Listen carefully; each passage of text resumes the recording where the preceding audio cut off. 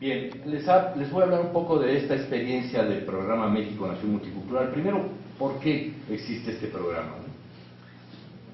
Miren, hace unos años, cuando estaba de rector de la Universidad Nacional Autónoma de La Fuente, el doctor de La Fuente me llamó y me dijo: oye, ¿cuál es la relación que existe entre la Universidad Nacional y los pueblos indígenas?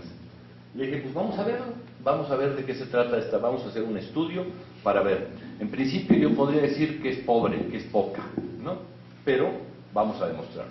Entonces lo primero que hicimos fue una revisión bibliográfica y analizamos todo lo que había publicado la Universidad Nacional Autónoma de México en cualquiera de sus áreas de 1930 al año 2000, en 70 años. Y cuando uno analiza la estructura, no llegan a 500 fichas, no llegan a 500 trabajos en 70 años. Y cuando analiza uno la estructura de los trabajos, se daba cuenta de que 30 y tantos eran del doctor Miguel León Portilla, ¿no?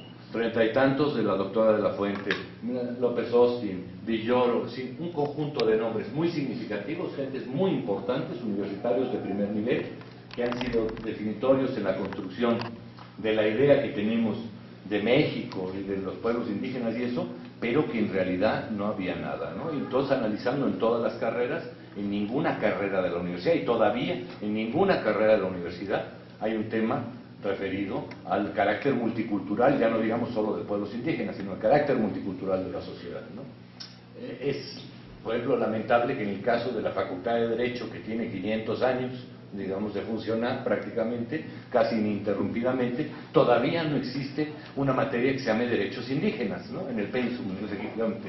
Entonces, este vacío real, esencial, ¿no?, de la universidad, que muestra un poco un vacío real, esencial de la cultura mexicana con respecto a la comprensión de la problemática de la multiculturalidad, es decir, de la presencia de pueblos diversos en este territorio, efectivamente, planteaba un reto enorme, de enorme magnitud. Entonces, seguimos un procedimiento para empezar a enfrentar el tema. Y que el primero que fue, no vamos a convocar a un grupo de especialistas expertos para que nos digan qué vamos a hacer, que eso es lo que habitualmente se hace, ¿no? Hay un tema, una problemática, entonces convoca un grupo de expertos que definen una estrategia a tomar. Entonces dijimos, no, vamos a hacerlo, vamos a invertir la problemática, vamos mejor a convocar a una reunión de líderes indígenas de todo el continente para que planteemos qué piensan ellos que debe ser la relación pueblos indígenas, universidades públicas. Y entonces se hizo esta reunión con líderes indígenas del continente americano, que fue en el 2004, vinieron aproximadamente 26 líderes, les hablo de Rigoberta Menchú, Mirna Cunningham, Nina Pacari, Víctor Hugo Cárdenas, Luis Macas, Marcos Terena, Andrea Carmen, en fin, los líderes que en su momento tenían la representación mayor. Estuvieron reunidos 2 días, y después de esos 2 días que estuvieron reunidos ellos, ya nos sentamos enfrente para establecer un conjunto de compromisos, ¿no? Entonces hubo un conjunto de demandas específicas de los miembros de los pueblos indígenas, de las organizaciones, ¿no? Una de ellas, esencial, que era garantizar el acceso a la educación superior de los miembros de los pueblos indígenas, y no solo garantizar el acceso, sino garantizar el egreso también, o sea, apoyar a la continuidad del egreso, porque una cosa es que entren a la universidad y otra cosa es que salgan, en términos generales, ¿no? Independientemente, todavía aún así, el porcentaje de indígenas que entran a la Universidad de México es aproximadamente el 3%. O sea, eso quiere decir que ni demográficamente están representados adecuadamente, ¿no? Pero bueno, entonces dijeron, bueno, hay que hacer, entonces vamos a hacer un sistema de becas para los miembros de los pueblos indígenas. Entonces se creó un sistema especial de becas para los miembros de los pueblos indígenas, que implica no solo el sistema de becas, sino el acompañamiento tutorial continuo. ¿Esto qué quiere decir cuando hablo de acompañamiento tutorial continuo? Quiere decir que cada becario tiene contacto con su tutor aproximadamente 2 veces por mes durante todo su proceso formativo. Entonces el seguimiento que se da de las gentes es puntual, continuo, efectivamente, y los tutores no son un maestro que está ahí, que todo el mundo va y llega con él, y el maestro le ve a uno la cara y le pregunta el nombre, y él, ¿no? Ah, bueno, sí, ¿qué? ¿Cómo estás? Y se va. No es esa tutoría, ¿no? Sino es tutoría de pares, de alguna manera. Muchos de los muchachos también son miembros de pueblos indígenas y están en continuo seguimiento. Se enfrentan los problemas específicos, problemas desde que ya saben todos ustedes, que los problemas que tienen todos los estudiantes mexicanos, pero particularmente que sería matemáticas o inglés, ¿no? Porque en sus procesos de formación, efectivamente. Entonces se creó este sistema de becas para miembros de los pueblos indígenas, que es la beca más alta que tiene la universidad a nivel de licenciatura, son 2.500 pesos mensuales durante todo el proceso de formación. No solo las becas, por ejemplo, están establecidas con una rigidez, ¿no? Las que da la UNAM. Se establece la beca, si el muchacho deja de asistir por alguna razón, se le corta la beca y ya se acabó, no va a haber beca. Nosotros tenemos unos criterios, hay momentos en que el muchacho dice, ¿sabes qué? Tengo que regresar a mi pueblo porque mi mamá tuvo este problema y hay un problema con las tierras y si no voy, estoy ahí un mes o 2 meses, se acaba. Entonces nosotros suspendemos la beca y cuando regresa la volvemos a abrir efectivamente. Luego termina la carrera y bueno, con la beca, pero tiene que hacer la tesis y ya no tienen beca. Entonces nunca haces la tesis porque no tienes tiempo, tienes que trabajar efectivamente. Entonces acompañamos hasta que se termina la tesis en ese sentido, ¿no? Ahorita hay 600 muchachos en el sistema de becas. Yo aspiro a que sean 1000 dentro de poco tiempo, ¿no? Y el grado de egreso que tenemos es extraordinario comparativamente al resto de la universidad. Tenemos un magnífico egreso y el desarrollo, el desempeño de los muchachos extraordinario, ¿no? Tenemos medallas Gabino Barreda, eso quiere decir 10 de promedio en todas las carreras, un muchacho en matemáticas, ¿no? O sea, hay con mención honorífica muchos, efectivamente. Y en un conjunto muy vasto de temáticas, ¿no? Que esa era una cosa un poco que se planteaba, bueno, que van a querer estudiar los miembros de los pueblos indígenas en la Universidad Nacional, ¿no? Ante una oferta de 100 carreras, imagínense ustedes, ¿no? Bueno, pues ahí tenemos muchachos en casi 40 carreras, efectivamente, ¿no? Evidentemente tenemos 60 músicos, ¿no? En la escuela de músicos, ¿no? Se imaginan ustedes que la mayoría son de Oaxaca. En fin, pero hay mecatrónica, estudios del agua, etcétera, un montón esa es una parte, el sistema de becas, ¿no? Pero hay otra parte que es importante, que es decir, el problema de México es construir, si ya nos reconocimos como país pluricultural, multiétnico, ya la Constitución dice que somos, ¿cómo se construye una sociedad interculturalmente equitativa? Y entonces, el problema de la interculturalidad no es un problema, digamos, de los pueblos originarios, es un problema de la sociedad, ¿no? Y realmente los que menos problema tienen para la interculturalidad son los miembros de los pueblos originarios. Ustedes son purépechas, nahuas y mexicanos también, ¿no? Pero los otros, ¿qué son? Pues nada más mexicanos, ¿no? En ese sentido, en esa lógica está construido el asunto, ¿no? Entonces, la construcción de la interculturalidad implica permear la estructura de la sociedad nacional. Entonces, hay la alternativa de crear universidades interculturales y la alternativa que creo que debe ser complementaria de interculturalizar las universidades públicas, ¿no? Y eso quiere decir no solo la presencia de los muchachos, sino de un tema esencial que yo creo que la solución radica mucho más en las universidades interculturales que en las universidades públicas, que es la construcción epistemológica de los conocimientos propios de los pueblos originarios, de los pueblos indígenas, para constituirlos en elementos fundamentales del conocimiento y de la acción pública, ¿no? De elevar la condición del conocimiento tradicional al conocimiento como conocimiento científico, ¿no? Y dotarlo como un instrumento en ese sentido. Y yo sí creo esencialmente que son las universidades interculturales las que tienen una función clave en ese asunto. Por eso, uno de los asuntos, una reunión reciente que hemos tenido de universidades interculturales de América Latina, recientemente estuvimos, el maestro Irineo estuvo ahí como uno de los ponentes principales, estábamos discutiendo el problema y el papel de la epistemología, o sea, de la construcción de conocimientos, en ese sentido, que es fundamental, ¿no?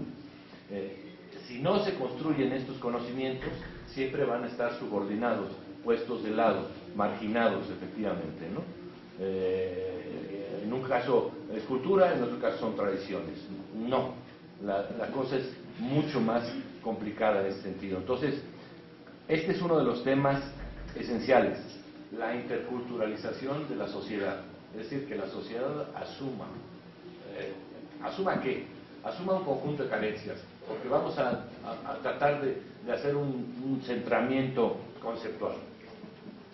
Mientras la sociedad crea que está constituida por dos tipos de ciudadanos, indígenas y no indígenas, la sociedad no comprende nada, ni comprende la interculturalidad. O sea, porque todas las categorías generalizantes producen conocimientos generalizados. O sea, no hay una sociedad de indígenas, sino hay un conjunto diverso de pueblos concretos, con nombre concreto, con lenguas concretas, efectivamente. Entonces, la propia legislación que está planteada para los derechos de los indígenas es una legislación que no opera muchas veces por eso, porque no es específica. Entonces, dice uno, bueno, ¿cuál es el problema? Entonces, como los indígenas en general, como están concebidos en general, tienen ciertas aspiraciones, deseos, etcétera, vamos a hacer leyes específicas para ellos, para esas aspiraciones específicamente en ese sentido. Y entonces la sociedad entra en una especie de esquizofrenia, ¿no? Tiene una legislación para el resto de la sociedad y una legislación para los indígenas. ¿No? Dicen, no, pero la reivindicación de los pueblos indígenas es simplemente el reconocimiento específico de su especificidad, pero no como indígenas, sino como purépechas, como nahuas, como rarámuris, como tojolabales, como se es catalán o se es vasco, se es purépecha. Entonces, todavía la sociedad mexicana está un poco trenzada en esa falsa dicotomía de indígenas y no indígenas. Ahora, cuando se rompe el cristal, es cuando viene el problema. Se rompe el cristal y los indígenas no son indígenas, sino son un conjunto diverso de pueblos con singularidades, cada uno de ellos con problemáticas específicas. ¿Qué pasa con el resto de la sociedad? ¿El resto de la sociedad es homogénea? No, pero entonces ese es un problema, que la construcción de la interculturalidad implica que los que no tienen condición originaria definan qué condición tienen específicamente cultural, ¿no? Porque no pueden decir, no, si yo soy mexicano, pues todos somos mexicanos, ¿no? Ese no es el problema, ¿no? El problema es que cuando yo rescato mi identidad específicamente, estoy pidiendo específicamente un rescate. Nosotros hemos tratado esta temática, por ejemplo, tenemos un programa que se llama Los Mexicanos que nos dio el mundo. ¿Qué quiere decir con esto? Pues hay un conjunto de gente, mexicanos, ¿no? Que sus papás, sus abuelos nacieron aquí, ellos son de aquí, son tan mexicanos como cualquiera de nosotros, pero que tienen otras tradiciones. Bueno, por ejemplo, yo pongo siempre el ejemplo de, por ejemplo, los libaneses, ¿no? Los libaneses, que tenemos representantes conspicuos de la tradición libanesa aquí, como el señor Carlos Slim, ¿no? El hombre más rico de México, ¿no? Y son libaneses, son mexicanos, sí, son libaneses, se casan entre libaneses, hacen comida libanesa, tienen tradiciones libanesas y son mexicanos.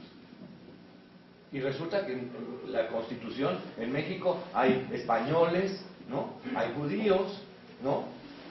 Hay coreanos, hay chinos, o sea, la complejidad de la multiculturalidad de México es compleja, verdaderamente. No la podemos asumir con dos categorías, o sea, indígenas o no indígenas, ¿no? Entonces, el problema es que las categorías generalizadas producen soluciones generalizadas, no son operativas. Esa es parte importante del problema de todo el aparato jurídico legislativo construido a nivel internacional, desde el convenio 169 de la OIT, la Declaración Universal de los Derechos, etcétera, que se refiere a una categoría homogeneizante. O sea, la idea de indígenas. La seguimos combatiendo, pero el problema es este. Cuando hay una confrontación, si la confrontación se da en terreno de indígenas contra no indígenas, no se entiende absolutamente nada. Yo les siempre uso un ejemplo para que se den cuenta de estos problemas de la construcción de la identidad, porque son esenciales en el proceso de la construcción de las universidades interculturales, en ese sentido. Estaba yo en una reunión de Naciones Unidas en Nueva York hace como 25 años. Era enorme, había como 3,000 personas invitadas de todo el mundo, ¿no? Todo el mundo con trajes naturales. Entonces yo veo en una esquina un tipo que yo digo, ese es paisano, ¿no? Entonces yo me acerco y le digo, where do you come from? En inglés, ¿no? ¿De dónde es usted? Me dice, America, America. Which country? Le digo, ¿qué país? México. Le digo, pues a ver, ¿para qué hablamos en inglés? Le digo, ¿de dónde eres? De Oaxaca. Dice, ¿y tú? Del DF. Dice, yo soy mije. ¿Tú qué eres? Dije, no, yo no soy indio. Me dice, yo tampoco te estoy diciendo que soy mije. ¿Tú qué eres? Dije, bueno, pues chilaquil, ¿no? Chilango. Es que es el problema. Démonos cuenta que es el problema. Que cuando ustedes apegan a su identidad, la identidad, se encuentran frente a un tipo que no es más que un chilango. Y que suena guango también, efectivamente. Ahora, ¿qué problema es el que tiene México? Ese, precisamente. ¿No es el problema de sus pueblos originarios que saben quién son, qué quieren y cuál es su cultura?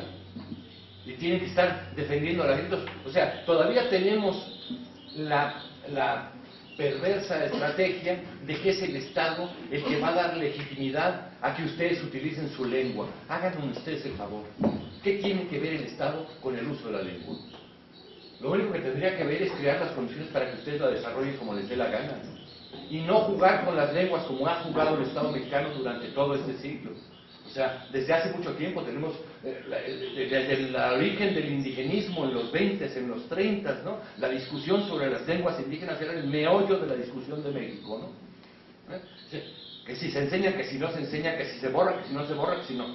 no, que la educación bilingüe intercultural. Pero, ¿qué ha pasado después de tantos años de educación bilingüe intercultural? Que no sirve, que no funciona. ¿Por qué? Porque se les enseña a los niños su lengua para que hablen con su abuelita en su casa, pero si salen a la calle su lengua no sirve. Se les enseña nada más para que sirva para entrar a la otra lengua, pero es una lengua que van a usar exclusivamente, está acotada, encapsulada. El gobierno tiene encapsulada la lengua. Si no, ¿por qué no hay secundarias en purépecha, preparatorias en purépecha y universidades en purépecha? ¿Por qué no? ¿Por qué no hay universidades, secundaria, preparatoria en maya? Lo único que hay es primaria, bilingüe, etcétera, en algún esfuerzo de alguna secundaria, pero eso por la lucha local. Pero este modelo de reconocimiento lingüístico es insuficiente. O sea, lo que yo trato de señalar es que se den ustedes en cuenta que los obstáculos los obstáculos no están en los obstáculos que ustedes ven claramente, que es la desigualdad profunda, ¿no? En México, ¿no? Lo que hace el obstáculo real para cualquiera, ¿no? Sino que hay obstáculos construidos jurídicamente que hay que vencer, que hay que solventar. Digo, o sea, el INALI hace un trabajo extraordinario con una perspectiva científica, una sola perspectiva científica, y nos dice que en México hay 362 lenguas diferenciadas. Y que el Estado es responsable de enseñar en esas lenguas y crear alfabetos. Eso es imposible para cualquier Estado, evidentemente, ¿no? Habla de las agrupaciones lingüísticas, lo que antes considerábamos que eran lenguas, ¿no? Entonces, ¿cuál sería la tarea del INALI? O sea, traducir la Constitución a 366 versiones, ¿no? O ayudar a la construcción, a la normalización lingüística de los troncos lingüísticos, evidentemente, ¿no? O sea, permitir ese tipo de construcción, discusión.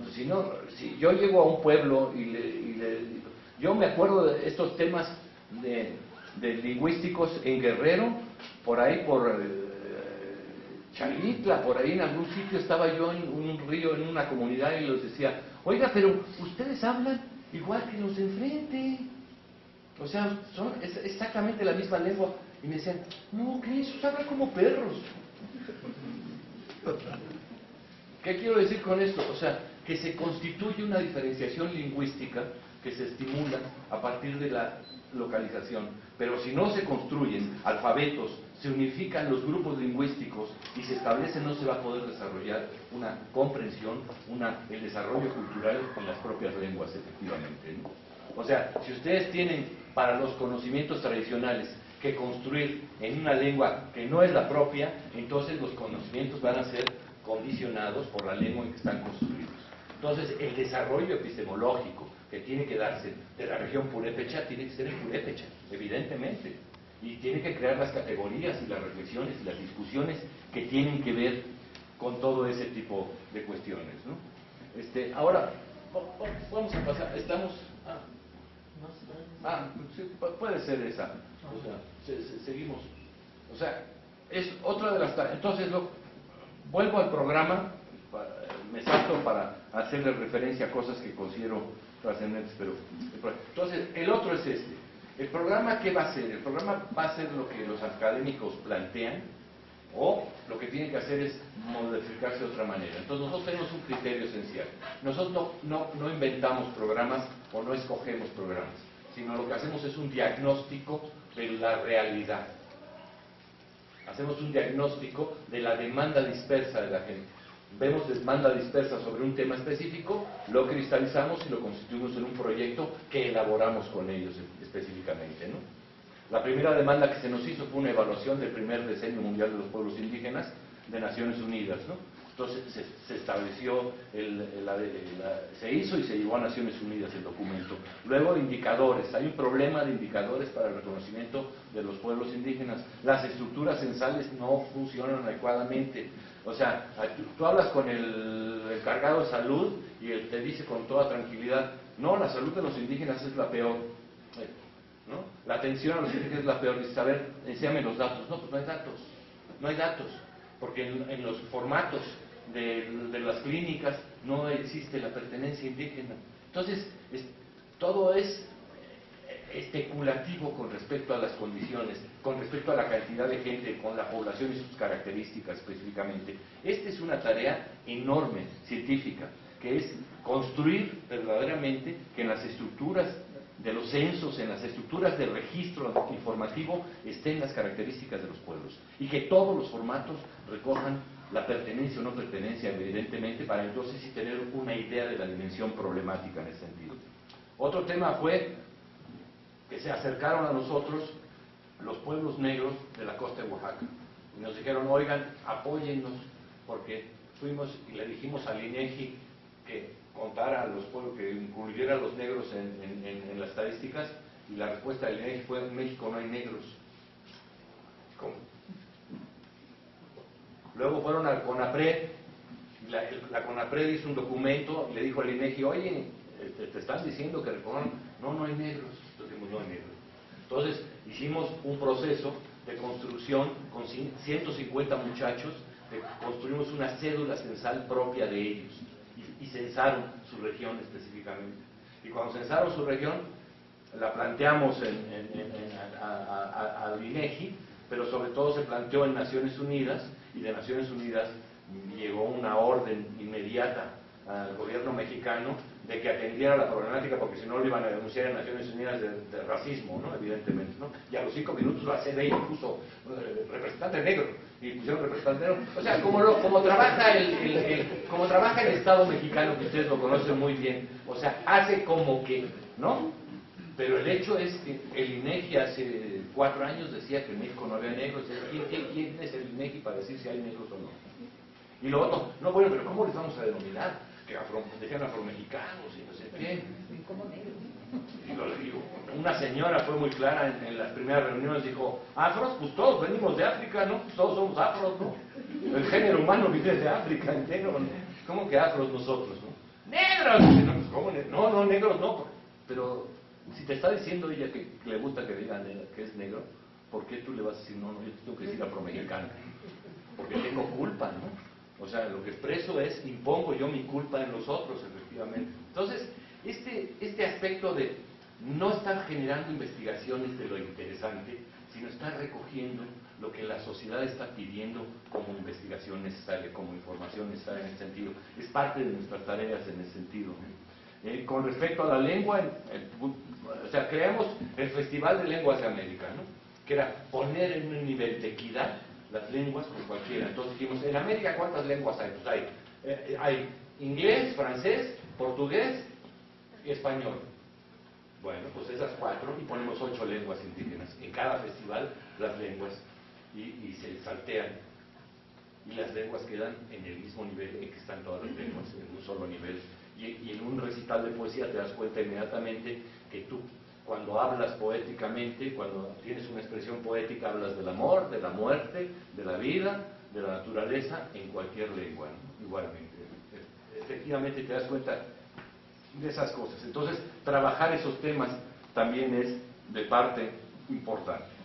Luego, el problema de los derechos de los pueblos indígenas, la construcción de los derechos de los pueblos indígenas, que es un tema medular, ¿no? Resulta que el aparato del corpus jurídico de derechos de los pueblos indígenas es enorme, ha crecido extraordinariamente, ¿no? A nivel internacional, los países, todos efectivamente, pero en la práctica efectiva no es instrumentalmente utilizable, ni las cortes lo suponen, porque se creó un modelo de juridicidad un poco equivocada en ese sentido, ¿no? Por ejemplo, yo se los digo siempre a la gente del INALI, el sujeto de los derechos lingüísticos no son solo las personas, son los territorios. Entonces, si el sujeto de los derechos lingüísticos son los territorios, en un territorio bilingüe, todas las escuelas tienen que ser bilingües. Todas. No unas escuelitas para los indios y escuelitas para los demás, como hace el sistema educativo. No, es que él tiene derecho a su lengua así. Digo, usted va a un purépecha, se va a Durango, ¿y quién le va a enseñar purépecha en Durango? No, evidentemente no. No, la lengua está vinculada a los territorios. O sea, se identifica en ese sentido. Entonces, si nosotros lográramos anclar el ejercicio de los derechos lingüísticos a la territorialidad, pues no es soñar decir que en 1 o 2 generaciones en esta región es bilingüe completamente. Y México empieza a ser multicultural. O sea, se va a hablar en purépecha y en español también, y en náhuatl también, porque es zona, ¿no? Y en la zona maya se va a hablar en maya y en español, sí, no hay problema, ¿no? Y en la zona mije se va a hablar en mije y en español, ¿no? Y no va a haber problema, eso no es problemático. Un país como España, que cabe en Chihuahua, se hablan 7 lenguas y no tienen un problema por hablar las 7 lenguas. ¿Por qué no lo hacemos nosotros? ¿Por qué no permitimos el desarrollo de las lenguas en todos los campos? Es que si no, estamos condenando a las lenguas a un encapsulamiento, ¿no? A un ejercicio como totalmente frenado, impedido de desarrollarse efectivamente. Y lo que hace falta es el desarrollo profundo de las lenguas, efectivamente, ¿no? Ese es, digamos, es uno de los temas claros, que la construcción jurídica que tenemos no es muy viable todavía. Todavía son derechos para los pueblos indígenas, ¿no? Cuando debería ser el derecho genérico a tener la especificidad cultural, ¿no? Pero le digo, aquí la contradicción está en que si indios y no indios, los que dicen que no son indios, porque yo les digo esto, a ver, para que haya indios, ¿qué tiene que pasar? Pues que haya unos que dicen que no son indios, ¿no? Porque si no hubiera unos que dicen que no son indios, la categoría de indios no existiría. Entonces, ¿por qué los chilaquiles no tienen identidad y no les preocupa la identidad, o los chilangos efectivamente? Primero, porque no tienen derechos políticos. Los habitantes del Valle de México no tienen los mínimos derechos políticos. No hay municipio libre, y el municipio libre es la célula básica del Estado, que es la que constituye. ¿Por qué los zapatistas lo primero que plantean es autonomícense, ¿no? Encaracólense, ¿no? O sea, construyan sus municipios autónomos? ¿Por qué? Porque es el campo en el ejercicio del poder y de la cultura específicamente. Entonces, mientras tengamos amplias zonas de mexicanos que no tienen un ejercicio de poder, no tienen un ejercicio identitario tampoco en ese sentido, evidentemente, ¿no? Entonces, ustedes tienen un doble esfuerzo de ejercicio identitario completamente, ¿no? Son mexicanos como todos, pero al mismo tiempo son purépechas, o son nahuas, o son lo que tengan que ser efectivamente, ¿no? Y hay que elevar el grado de participación de estos niveles, ¿no? Por eso, a mí, por ejemplo, el surgimiento de las universidades, o sea, la dinámica de construcción de estas universidades responde a una presión efectiva, ¿no? a nivel internacional sobre México y a nivel mexicano de los movimientos indígenas en ese sentido, ¿no? Se han abierto algunas universidades interculturales. Sin embargo, hay que dotarlas de mayores instrumentos y recursos efectivamente, ¿no? Que esa es una de las cosas que hay que tener cuidado con el Estado mexicano, porque el Estado mexicano construye, decreta, pero no consolida y cristaliza. Para que una universidad pueda desarrollarse requiere una enorme cantidad de recursos, ¿no? De recursos profesionales, técnicos, ¿no? Para su desarrollo, para trabajo en ese sentido. Entonces, hay que hacerlo. A mí me parece muy bien que surjan las universidades interculturales, me parece que es esencial en México que se interculturalicen las universidades públicas, ¿no? Para que podamos empezar los mexicanos a abrir una verdadera discusión de la condición multicultural de la sociedad, de la interculturalidad equitativa, ¿no? Porque ahora está de moda decir intercultural y ya se da como intercultural positivo, pero digo, no, siempre ha habido interculturalidad, ¿no? O sea, siempre ha habido relación entre culturas, ¿no? La interculturalidad no me garantiza nada, lo que a mí me garantiza es la equidad intercultural, ¿no? Y la equidad esencialmente es intercultural. Y luego la otra de consolidar las diferencias como para esconder la desigualdad efectivamente, ¿no? O sea, es decir, ellos no quieren lo mismo que queremos nosotros, ¿no? Los pueblos indígenas quieren ser campesinos, pobres, autosuficientes, usocostumbristas. Ese es el discurso que se maneja, esa es su expectativa, ¿no? Entonces, vamos a hacer leyes para que puedan hacer eso, vamos a destinar recursos para que eso se pueda reproducir. Y no es cierto, efectivamente, ¿no? O sea, yo llevo 30 años discutiendo con líderes indígenas, cuando les digo, ¿qué quieren? Me dicen, ¿todo? Yo, ¿cómo es que todo? Pues sí, tu chamarra, tu coche, viajar por el mundo, pasaporte, internet, canal porno. Digo, oye, ¿qué te importa? Oye, pero es que tu cultura dice, no te metas en lo que no te importa. O sea, no te metas con mi cultura, no me protejas la cultura, mi cultura es mía, es un asunto de los portadores. Lo que hacen ustedes con su cultura es lo que les da la gana. Nadie tiene derecho a intervenir sobre lo que hacen ustedes con su cultura, ¿no? El Estado se mete para decir que es lo culturalmente adecuado. No, de ninguna manera.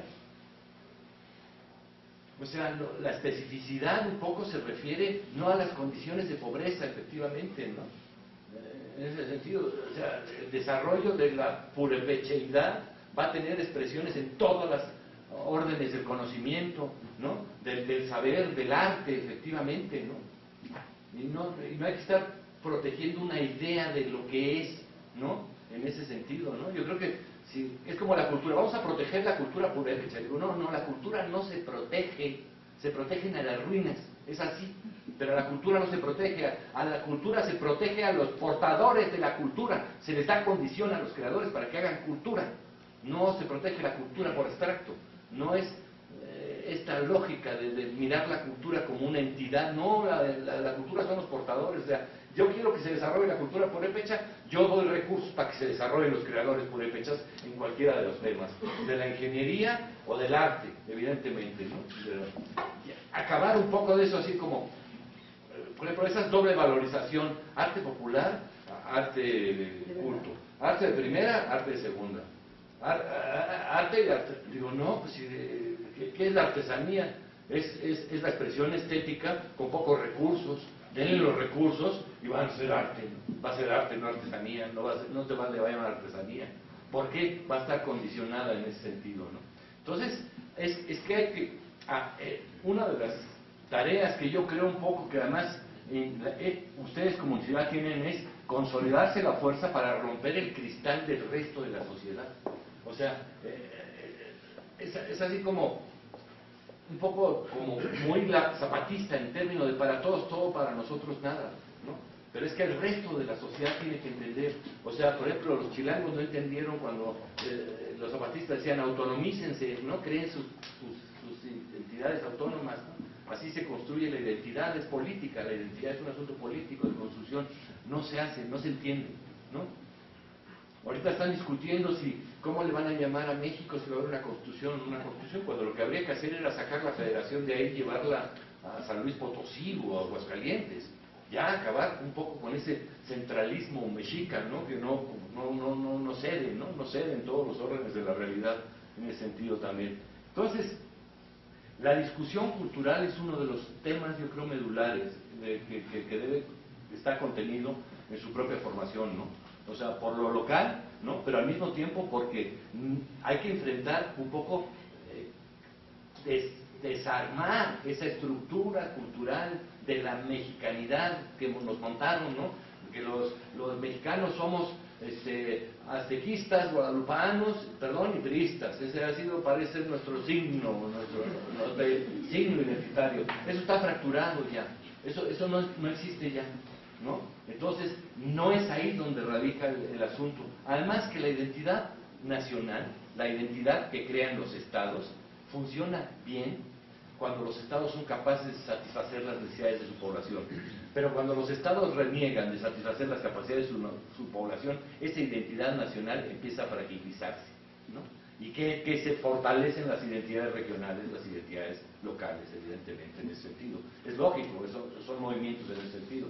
En la medida que el Estado nacional es incapaz de dotar de seguridad, de educación, lo que la Constitución dice a todos los habitantes, pues la identidad que la sustenta empieza a fragilizarse. La gente busca, se identifica mejor con sectores más regionales, locales, para buscar ¿qué? Mejores condiciones de vida, evidentemente, el cumplimiento de los derechos, en ese sentido específicamente. Entonces, la tarea un poco también ustedes ya como profesionales, ¿no? Salidos de estas universidades, es un poco orientar a horadar en todos los campos de la sociedad, ¿no? ¿Qué aspectos son necesarios someter a la crítica, ver muy críticamente todo eso, los conceptos con los que estamos operando, ¿no? Esas ideas de nosotros mismos que nos han creído y nos han constituido, nos han incorporado efectivamente. No quisiera yo decirles mucho más. Les pido para que no entren a la página del programa, que es fácil en el internet, y van a ver ahí tipos de trabajos que estamos haciendo en ese sentido, ¿no? Somos, digamos, lo que me gustaría es que nos consideraran como un aliado específico de la universidad en términos de la construcción de investigaciones también, ¿no? Nos interesa mucho, estamos haciendo los estados del desarrollo de los pueblos indígenas, hemos terminado casi el de Michoacán.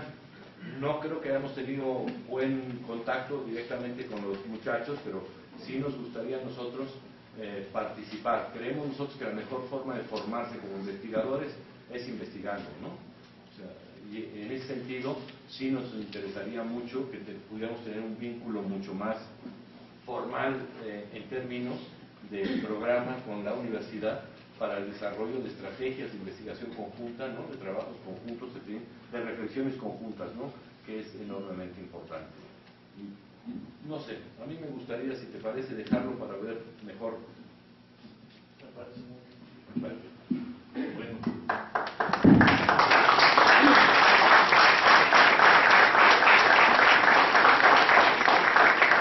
Pues ustedes han escuchado un panorama general de qué es lo que es México actualmente. A nosotros nos tocó precisamente la época cuando estuvimos en las escuelas primarias y secundarias, en donde denostaron nuestra cultura, nuestras lenguas. Por esa razón, a muchos de sus papás les quitaron la lengua, les quitaron esa parte identitaria, porque pensaron que la lengua no servía, como lo acaba de manifestar el doctor Del Val. Entonces nos empezaron a poner en la cuerda floja. El paradigma de educación que se dio en el siglo pasado fue precisamente tratar de hacer chilangos a todos los mexicanos, como decía aquí Pepe. Y con ese criterio, con ese paradigma, le decían a todos los: no hables ese dialecto. ¿Para qué? Eso no te sirve. ¿Cuál es nuestro reto ahora como académicos, indígenas y no indígenas? Y precisamente para hacer la alianza que dice Pepe, es entender lo que es México. Y hoy estamos en el siglo XXI. Todo el siglo pasado se quiso formar un solo mexicano con una sola lengua y con una sola cultura. Hoy estamos viendo que cada pueblo tiene que fortalecer su cultura Y en ese sentido nos lo acaba de manifestar muy bien Pepe. Por eso yo creo, desde 1992 que iniciamos con este seminario de académicos indígenas, cuando estabas en Culturas Populares, me acuerdo en la reunión de Cuernavaca, creo yo que es precisamente lo que tenemos que ir retomando. Y si en ese tiempo nos reunimos para, pues ese famoso, celebramos, no celebramos esos 500 años de descubrimiento, encuentro de dos mundos, etcétera, etcétera, ¿no? Esa cosa que tanto se manoseó. Ahora estamos en una nueva disyuntiva y efectivamente tenemos que ir creando nuevos paradigmas de educación, paradigmas que nos van a llevar a otra dimensión, el reconocimiento propio. Y lo que decía exactamente Pepe, me viene a la memoria lo que le pasó a un matrimonio purépecha. Este matrimonio purépecha era de Angahuan, su marido era profesor allá en la universidad, se llevó a su mujer a Morelia, y allá en Morelia, pues la mujer apenas hablaba el español, se fue a Morelia y empezó a aprender el español. Y allá escuchaba mucho el término de indígena. Y le dice un día a su esposo, le pregunta, oye, dime, ¿y quiénes son los indígenas? O sea, ella preguntaba, ¿quiénes son los indígenas? Fíjense nada más. Porque ella se consideraba purépecha, ¿no? Otra vez para utilizar el término de pertenencia. Pues los indígenas, tú eres parte de los indígenas, le dice el esposo, ¿no? Ah, caray, dice, yo creí que los indígenas eran otras gentes raras que tenía que volver a conocer, ¿no? A ese grado se llevan precisamente los conceptos de lo que está pasando en este país. Y yo creo que tenemos que aclarar muchas cosas. A mí me parece interesante que en estas instituciones discutamos profundamente nuestra identidad y que cada quien diga. Yo me acuerdo ahorita con todo el proceso que acaba de terminar, no terminar, sino acaba de iniciar en Cherán. Cuando hablas de estadísticas, Pepe, la estadística de Cherán dice el 33% de la población es purépecha, porque hablan el idioma. Y el otro, 67% ya no es purépecha, según el INEGI. Sin embargo, a la hora que hicieron el censo en Cherán, sobre el criterio no de la lengua, sino cómo te sientes, cuál es tu identidad. El 97% de la población en Cherán dijo, yo soy purépecha, aun cuando no hable la lengua. Allí está ya la definición. Y sobre ese criterio también en Nahuatzen igual, el 77% se considera purépecha, el otro 33% no. O en Paracho también sucedió una cosa similar, 75% de la población es purépecha y el 25% no. Con esos criterios, pues, vamos viendo que esa población que la redujeron completamente al 3% aquí en Michoacán, resulta de que son números completamente falseados y que nos dan una imagen no real de lo que es precisamente Michoacán. ¿Y con qué motivo? Para ya no canalizar los recursos que se tienen que atender, como dice Pepe, a las instituciones que debemos de construir y fortalecer. Yo aquí le dejo esto nada más por todo lo que estuve explicando y me gustaría que tomaran la palabra y digan, pregunten, opinen, cuestionen, que aquí supongo que Pepe tiene suficiente tiempo para... Vino, dijo, yo vengo dispuesto a contestar todo lo que se pueda, todo lo que logre contestar, porque las inquietudes deben de ser fuertes en una institución de esta naturaleza, como lo dice él, y porque pensamos en el futuro hacer un convenio con la Universidad Nacional Autónoma de México y esta universidad para que los muchachos, los egresados de aquí, puedan continuar allá y hagamos también intercambio de docentes.